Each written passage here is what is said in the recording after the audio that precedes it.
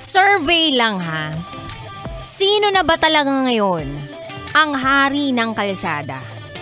Sige nga, sabihin nyo sa akin. Sino ang hari ng kalsada? Jeepney driver ba? O mga e-bike driver? Kasi nga, it's 2024, e-bike riders or drivers na ang hari ng kalsada. And speaking of e-bike, wala naman masama magmaneho kung tutuusin ng e-bike o di kaya naman wala namang masamang mag-purchase ng e-bike pero maging responsable po tayong mga driver. Eto na nga di ba ipinagbabawal na po ng MMDA ang e-bikes, e-trikes at iba pang light vehicles sa national roads sa National Capital Region. Ngayon, in-extend po nila. Okay, so may palugit po na 1 linggo. Okay, so hindi muna daw po mag-i-issue ang MMDA ng violation tickets this week. Pero again, hindi po kayo po pwedeng dumaan sa mga national roads. Okay? Tsaka kailangan, pag ikaw ay nagmamaneho niyan, may driver's license ka o kahit papano, meron kang idea about rules and regulations sa traffic. Sa totoo lang, ako bilang driver nai-stress po ako. Hindi dahil sa sobrang ganda ko o hindi dahil sa sobrang dami rin ng bayarin. Pero pwede rin yun, okay? Kundi dahil sa disiplina na meron ang ibang mga rider o driver. Yung bigla-bigla na lang sisingit. Yung may kurba tapos walang primera. Ang walang pagmimenor pero biglang boom! Salpok sa kabila.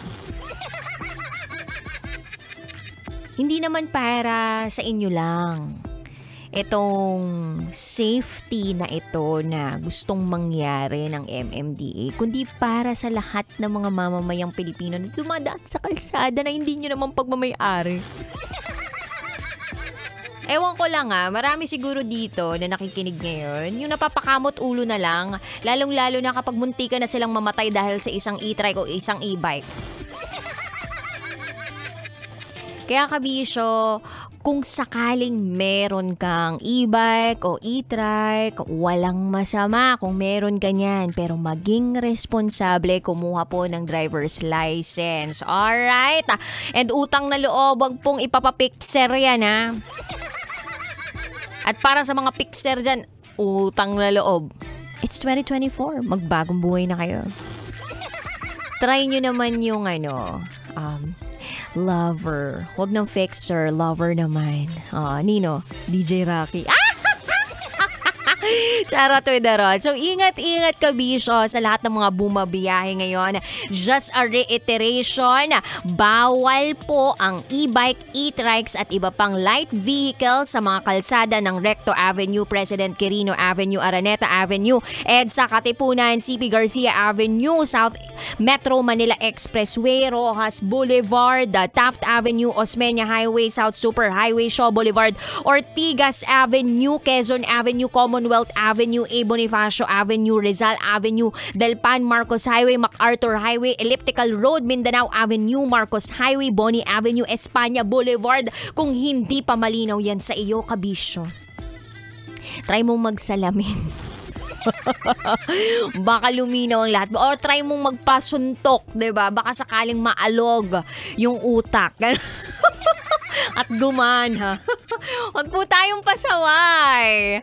Alright. Anyway, 3 to 5 p.m. tayo magkakasama ngayong araw na Itetsuwa. Kapiling ang babaeng naniniwalang hindi man ako palaging may pera. At least palagi naman akong maganda. This is me, the one and the only DJ Rocky Tera. And today, Tuesday, isa na namang panibagong secret file ang aking babasahin. Kaya naman lakasan na ang volume ng radyo because for today's radyo, ibibigay ko na po ang patikam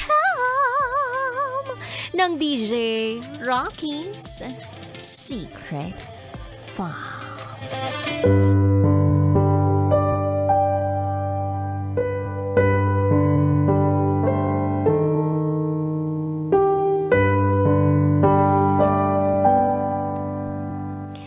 Ang hirap mahalin ng pamilya ko. Wait, bakit ang hirap mahalin ng pamilya mo? Hindi ba sila kamahal-mahal? Ginagamit ka lang ba nila? Pinipirahan ka ba nila? Binabaliwala ka ba? Isinasantabi ka ba? Hindi ka ba napapahalagahan? Ano bang ang mga rason kung bakit nawawalan ng amor ang isang tao sa kanyang sariling pamilya? Kapag pagod ka na. Abangan niyo po yan sa akin. Pagbabalik kasama niyo po si DJ Rocky and you are listening here sa station number 1, 90.7 Love Radio. Kailangan pa bang i-memorize yan? Basic. Up next is DJ Rocky's Secret File. Sinira ng tatay ko ang pagkababae ko. Siya! May secret affair kami ng office mate ko. Hindi ko matigilan kasi sobrang galing niya sa... Rocky's Secret Files. Secret Files. It's the kind of bleep you never knew existed. Kunwari inosente, pero boy naman pala. Rocky's Secret Files. Secret Files. Kailangan pa bang i-memorize yan? Love Radio. Basic!